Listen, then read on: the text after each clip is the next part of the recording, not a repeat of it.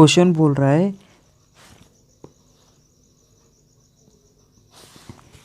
Three parallel resistive branch, मतलब कोई parallel resistive branches है जिसको कि डीसी सप्लाई दिया गया है।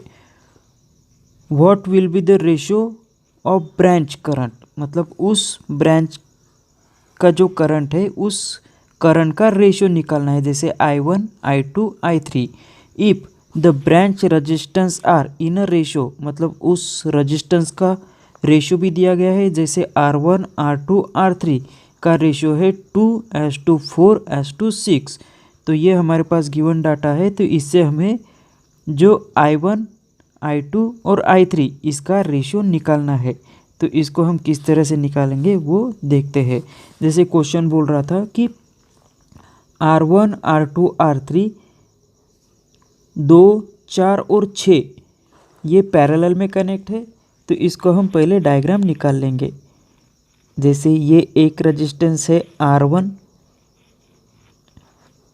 ये दूसरा रेजिस्टेंस है R2 और ये तीसरा रेजिस्टेंस है R3। ये तीनों पैरेलल में कनेक्ट है। ये R1 हो गया, ये R2 और R3।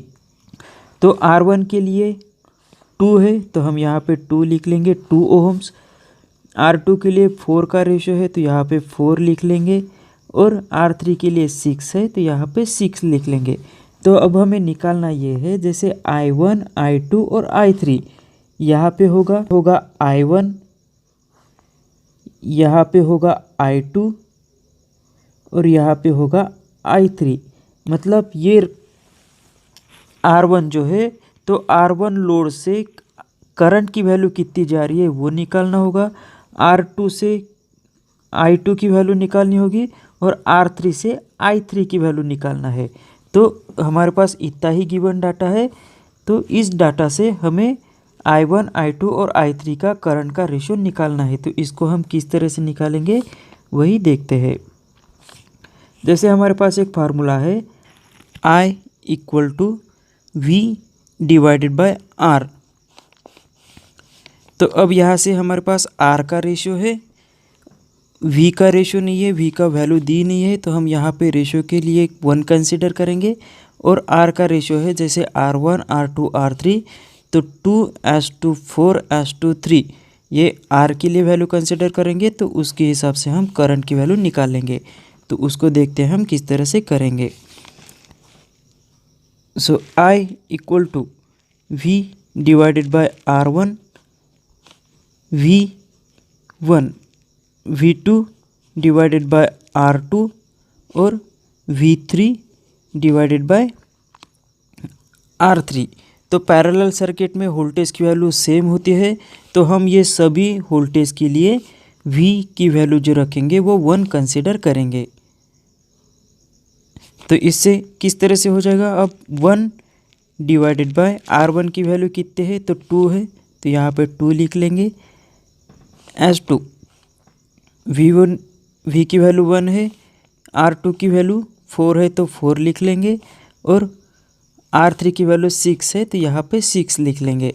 अब इसको अगर हम सॉल्व करते हैं तो सॉल्व करने के बाद हमें I1, S2, I2, S2, I3 की वैल्यू हमें यहाँ पे, तो अब हम इसको सॉल्व करेंगे। जैसे हमारे पास आया था 1/2, 1/4 और 1/6। अब इसको अगर हम सॉल्व करेंगे तो सॉल्व करने के बाद इसका एलसीएम लेंगे, तो इसका एलसीएम आ जाएगा 12।